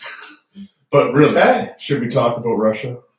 Well, if you want to go tinfoil Ukraine. hat around that, so We were already kind of tiptoeing around that. your QAnoners and type thing are saying that they're taking out dumbs, and there's They've been supposed to doing be that for all years. these biolabs in there, American Russia? biolabs in Really? Ukraine. Oh yeah, Ukraine, sorry. Duh. Yeah. So I don't know. Should we pull a telegram and find this out? That's where I see a lot of it. But yeah, so there's an interesting thing. So that's over. I believe it. Well, there is all kinds of underground military bases everywhere.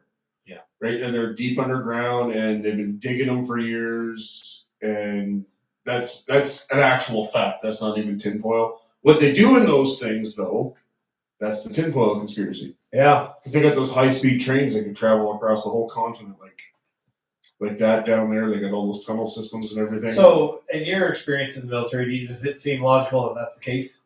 Well, I'll tell you this. Yeah. When I was in the military here in Gagetown, and this is not a conspiracy, they told us that there was an underground base under the base, Wow.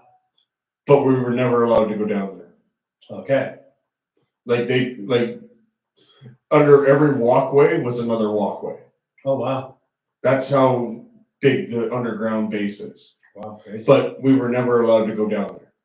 So like all of the walkways were all like so it ran along the sewer lines and stuff like that. Sure. And there was tunnels going everywhere, all over the base. You could get from one side of the base to the other through tunnels, apparently. Wow. This is what they told us. Now, But they also told us we're not allowed to go down there because they told us it was for emergencies in case the base ever got attacked. Right. So So then you wouldn't know where you're going. You'd be lost. That makes sense.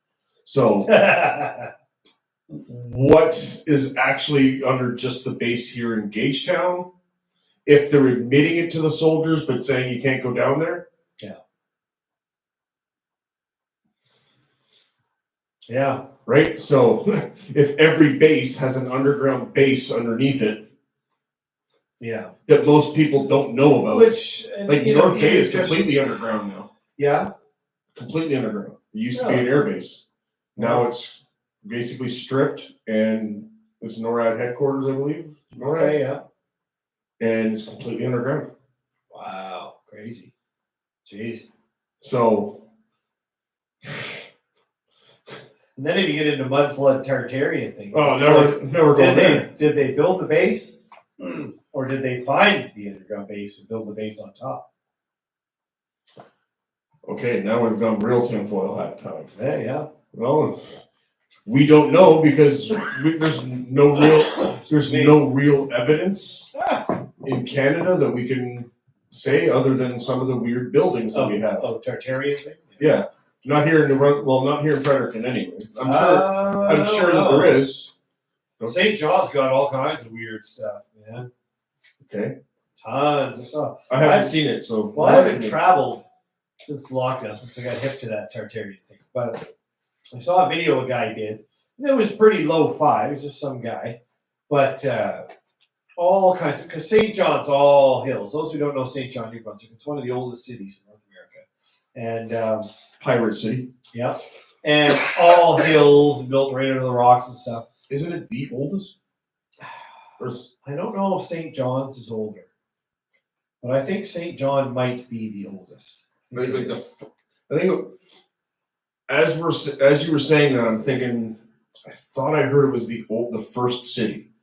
Might be. I wouldn't be surprised. Like, it might not be the first city, but it's one of those cities, and it actually started as a pirate port. Yeah. If I remember correctly. All right, continue. And it's great. So there's all kinds of typical city type building, like in San Francisco or whatever, where you got everything on the hills, and these buildings are built on weird angles and stuff. And you're trying to build level on hills, right? But there's all kinds of weird walkways where you'll see these arched doorways and things like that just sort of disappear into the sidewalk. And there's these decorative things, but then they just kind of, as the hill goes up, they go in and they're just kind of built, and they just sort of disappear, and half doors and all kinds of weird shit like that. Really? Yeah, and a lot of really strange buildings. And if you look into, I looked in our capital, Fredericton. There's the architect who's credited with building the legislature, and a bunch of other buildings, and a bunch of buildings in St. John. Was from Cape Breton, actually. He was a carpenter and apprenticed for 4 years. Nobody knows who with. His name was J.C. Duquesne or something like that. Okay. Anyways, and nobody knows who he apprenticed with. And they say, well, it was common that you would apprentice and they wouldn't keep track of the records. But they have all these other records, which seems strange. Anyways, and then he went from building these tiny wooden houses to these huge stone structures and all this kind of stuff. And so in the Tartarian mudflood, as you go around the world, in Australia, there's a lot of weird stories like that. Around all kinds of places around the world where these architects are credited with building these buildings. But then when you look at it with a modern eye, it doesn't seem to make sense with the technology they had at the time and the building techniques. Like, even with all of the buildings around it now. Yeah. Well, one neat thing was, I think it was Harrods in England, which is this big department store. And there's a guy, he was a contractor who had, him and his buddy ran the shop, and they were rebuilding the windows. And they run a modern machine shop, like a computer controlled carpentry stuff to do the perfectly accurate cutting and stuff. And that's what they needed to do to reproduce these windows, and the accuracy involved to do these dozens of these things. He says, like, they just can't see how they could have done them that good, that accurate by hand. And the argument is like, well, they had time and they were painstaking, and these are master craftsmen and builders and whatnot. And that's all well and good. Why can't we do it now? Well, only with modern CNC computer machines, right? To Yeah. do them like perfect too. Perfect. Like there's no Yeah.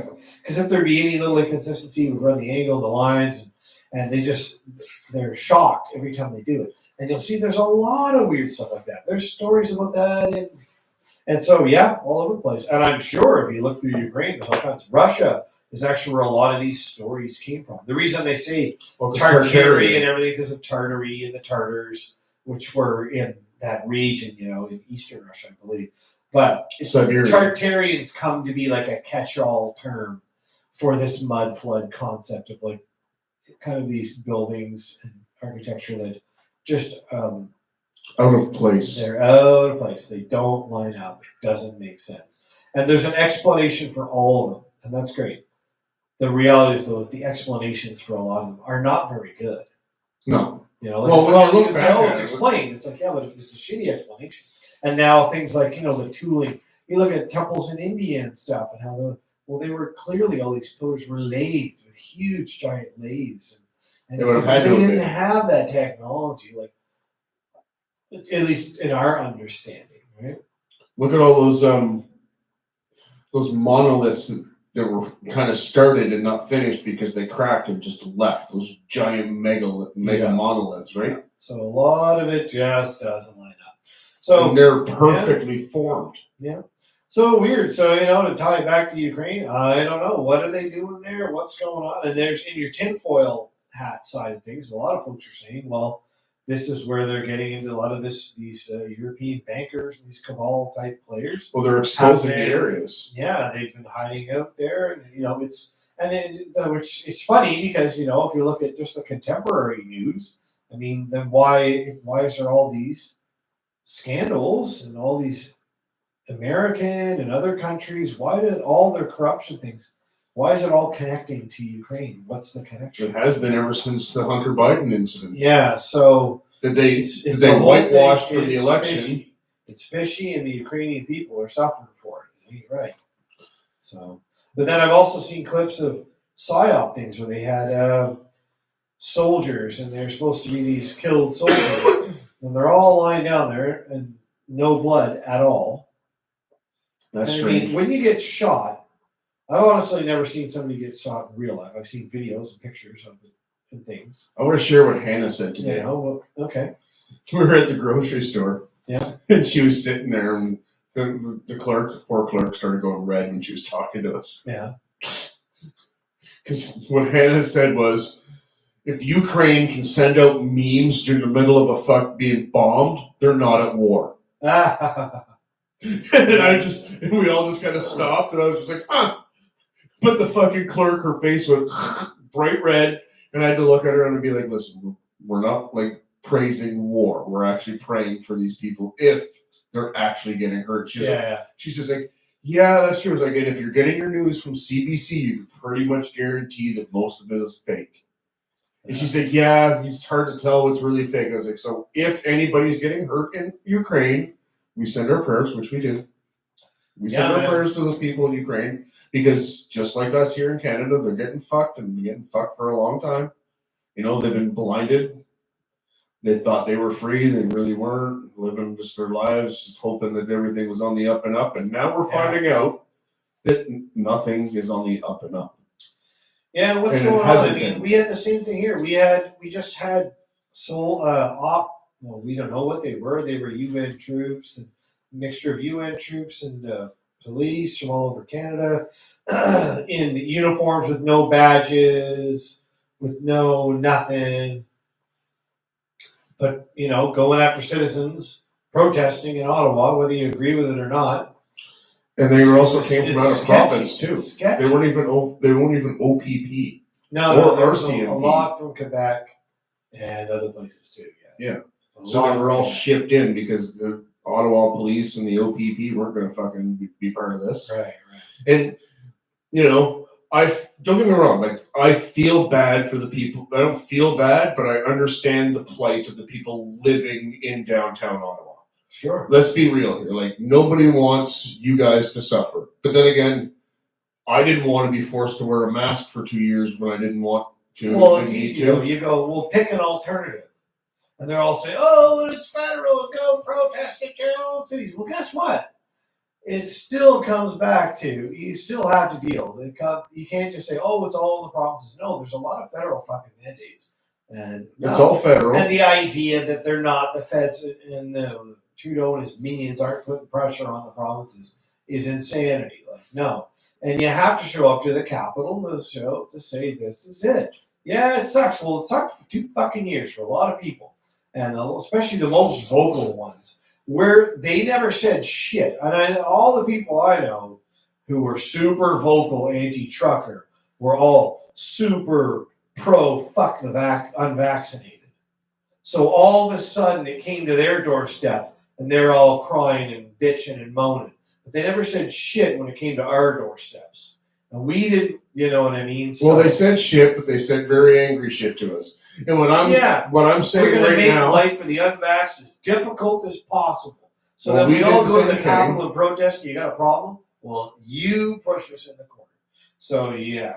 The way I've been walking around is that I've been calling it war. And like at war, shit's gonna get uncomfortable for people. Like you just said in your rant there, everybody was uncomfortable for the last 2 years. Yeah. And it doesn't matter whether you're pro-vax or anti-vax, you were uncomfortable for the last 2 years because you've been having to walk around not even getting enough oxygen to your brain in order to make proper decisions. And we have a whole bunch of people running around right now who are afraid to leave their house. They're afraid to fucking go outside. They've been breathing in more carbon dioxide than oxygen, fucking their brain up. And then you get the other half that turn to alcohol and drugs and then just boozed everything away. And now we're the ones who cannot accept that we don't want their medical intervention. That's not very good anyways. They can't accept it. Doesn't work. It doesn't work. It wasn't working in the first place. And now they've been forced to show that, and now that it's not, now it's being all lifted. Well, but for how long, we'll find out. Because they could just do this just to fucking get our hopes up and slam it down. Because honestly, if they're planning World War III, they have to keep us in our homes so that we're not out on the streets getting fucked in the way. And where the money, I don't know about other countries, but I know in Canada, we sent, what was it, 137 million to Ukraine? Did we? Yeah. Like, I'm really not paying attention too much. Yeah, it was for, to help, I don't know what, for the military, to train folks, I don't know. Good question. That's a lot of money. Where's the money going? What's it doing? Yeah. Why are we doing it? So I'm sure the answer's out there somewhere. We could probably Google it. Should we Google it? How much money did Canada give the Ukraine? Yeah. We're about to find out. Pretty sure it was 137 million. Oh shit. Here we go. Did Trudeau send it to Ukraine? It's all coming right up. Oh, it's right there. Because it's listening to us. I know. Funny. $120 million loan. Million. Wow. 120 million.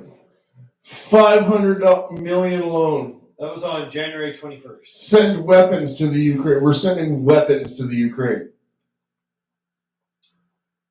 Yeah. Isn't the Ukraine supposed to be one of the richest countries? I don't know. It's a lot of money. Well, here's what I'm going to say. That money's going to go to waste. It's going to go to fucking waste. Well, we just said here below, there's another headline. Canada will provide a $500 million loan and $7.8 million worth of lethal equipment and ammunition to, this is from CTV, which is another Canadian mainstream media source.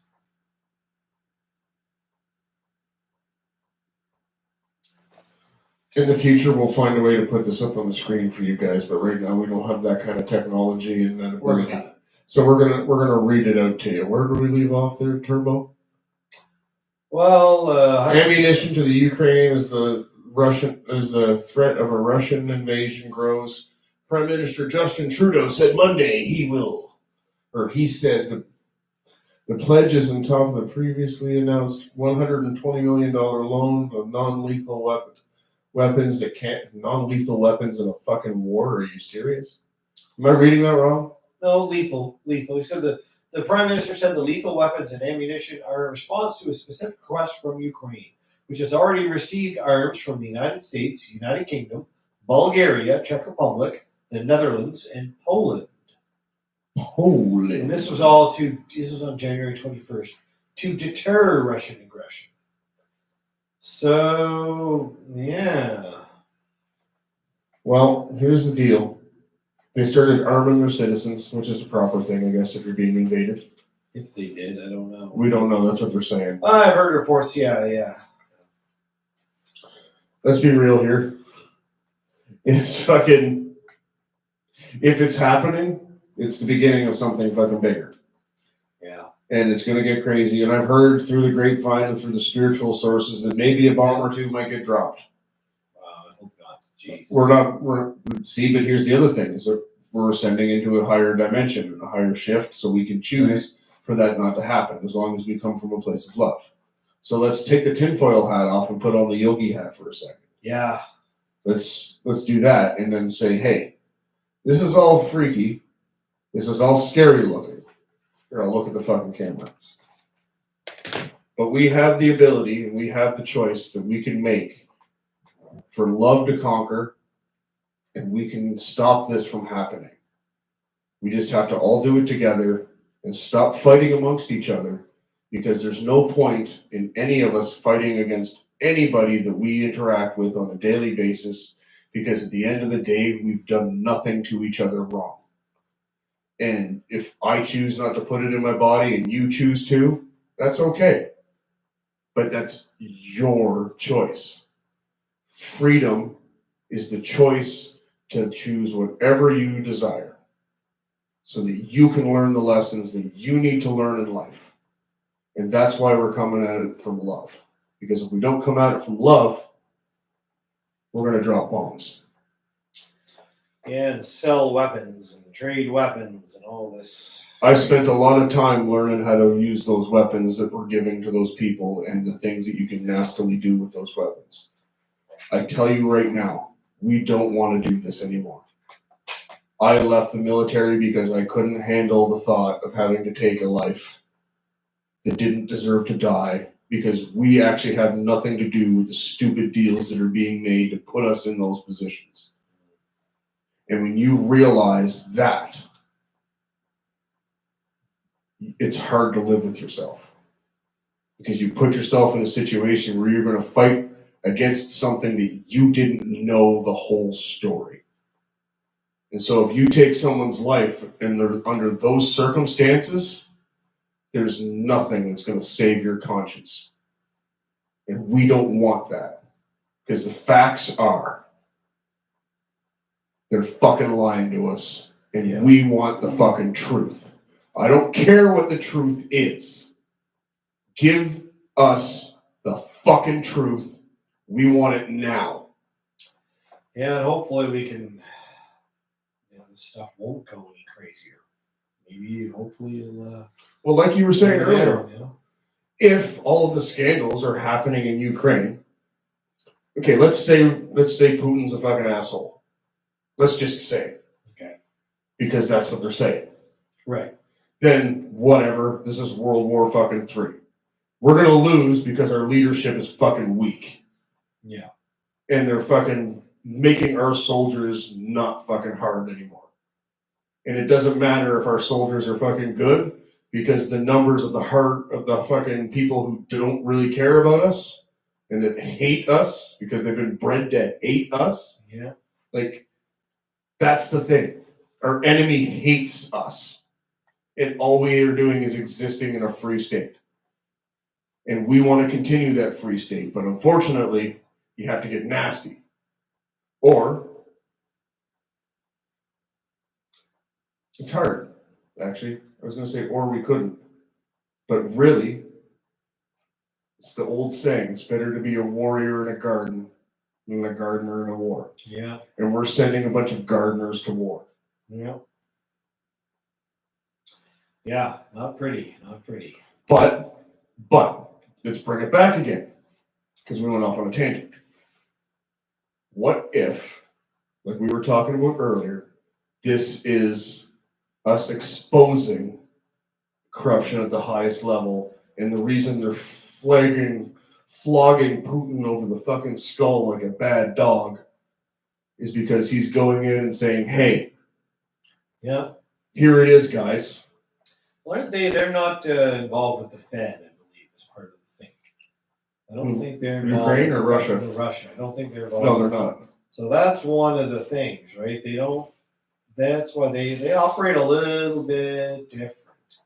So it's interesting. I don't know what Russia is because it used to be very communist and very bad, but it seems like they're more democratic now. But it also seems like they're very hard people because they understand that fucking people suck. Well, they've had this. Putin's interesting because he's been in charge for over a decade. And he's ex-KGB. Yeah. Like, but he doesn't. I don't get when I fucking try and read his energy. Yeah. I don't get evil guy vibes. No, not necessarily. I really don't. Like, I'm not saying I'm the best fucking judge of character or I'm any kind of special guru. But when I look at Vladimir Putin, I don't go, huh, he's going to kill 1 million people. He strikes me as a tough, hard nut, and The type of guy that goes, tough hey, leader. Yeah. I know you're over there fucking around. Yeah. I don't like it. Yeah. You leave those people alone. That's what he seems like. Yeah, and there's a lot of there's a lot of inner politics in Russia too, right? So there's a lot of interesting stuff. The way the oligarchs deal with each other, just like every country, there's corruption there too. So, but yeah, weird stuff. But it's just you can't call it's the pot calling the kettle black, right? Because they're saying that this guy's such a bad guy. You look what our leaders are doing. It's just I was just going to say corrupt that. to the core, and it's so obvious. And they're getting away with it like black magic. Yeah, because not to go woo woo, but I'm going to go woo woo. That's what black magic. That's the essence of black magic is control and manipulation. Yeah. And the biggest rule of black magic is if you tell them what you're going to do and they willingly accept it, it doesn't matter how you say it to them. Yeah. As long as you say the words, and if you go back and you look at all of the conspiracies as to what is happening, you can actually hear each one of those politicians verbally saying what they're going to do. Yep. And then people saying yes or no. And it's just, if you can persuade them using the words to describe exactly what you're doing, you can cast a spell on them. And then you've now used black magic to control and manipulate people through fear and tyranny. Yeah, and Western media is owned by its corporatism, so it's owned. So it's shady backroom deal. Canada itself is a corporation. Yeah. City of Ottawa is a corporation. So we'll just have to sit tight, I guess, and see what happens. There's a great chess game afoot. What time is it? It's going to trigger. See here. It's going to trigger China to go and. Well, that's it. China and Taiwan. It is 9:45. 9:45. Oof. And then the next. I knew. I'm Mr. Early mornings these days, so I get tired early now. So do I. All nights. But, it's hard to say. Flynn was just saying off mic there. What's going to happen now? Will China be emboldened to step into Taiwan? Who knows? I'm not 100% sure on that. That could be a thing. It's hard to say.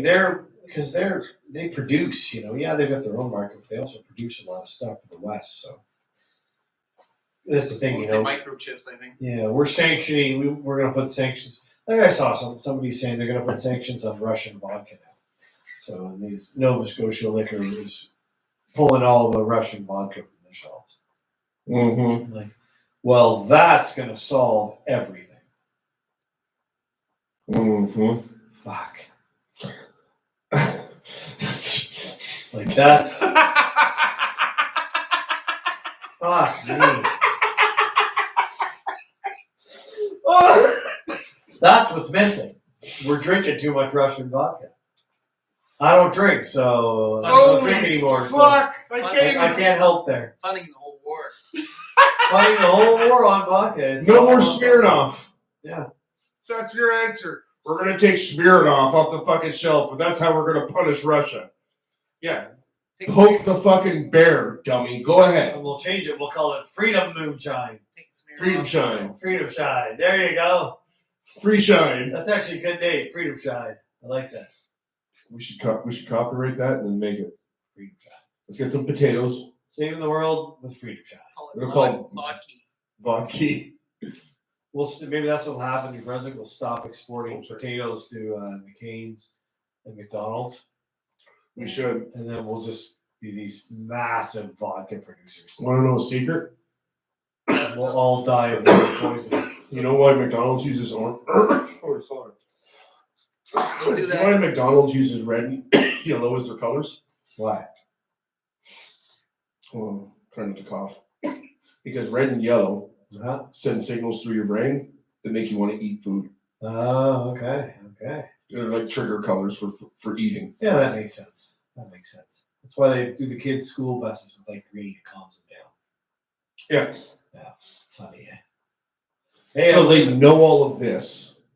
They know all of these secrets. Like, you don't even fucking know. Secret. you do now, though. Yeah. Now you're in. Everybody in charge of you knows all of these psychological little tricks that can screw with your brain to turn you into their fucking puppet. But I'm on to them. And now I don't eat mayonnaise made with soybean oil. But once Ah! but once you realize that they're doing this, you break the matrix. But you have to believe, because if you don't believe, then you're just going to be stuck in the matrix forever. Yep. No thanks. Well, Oh, geez. I gotta head out there, guys. I got my big move this weekend. I'm moving out of the matrix. And Moving out of the matrix. moving I out know. to the country. Gonna eat a lot of peaches. Moving to the country, gonna eat yourself some peaches. Moving to the country, gonna eat yourself peaches.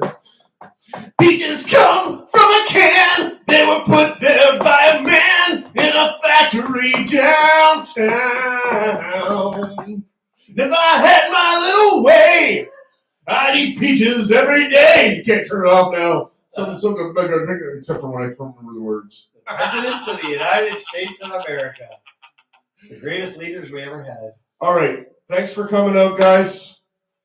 Remember, freedom isn't a right. It's what you are. That's what I'm going to say at the end, because it's not a right. You are free. Everything is about freedom. And that's it. So choose to be free or choose to be a slave. But if you're going to be a slave, go do it over there, because we don't want your fucking shit around here. That's how we're going to end it. Come to the free side. It's better. Come to the light. Oh. I know I'm not very Nice. Look at that. Anyway. Oh, yeah. Until next time, world. Until next time. Metal Dad out. Turbo out. Have a good one. Flynn says goodbye. Oh, yeah. By the way, Flynn's birthday yesterday. Happy birthday to Flynn. Happy birthday to Flynn. Happy birthday to Flynn. Happy birthday. Happy birthday. Happy birthday to Flynn. All right, guys. Thanks for coming out. Without a beard.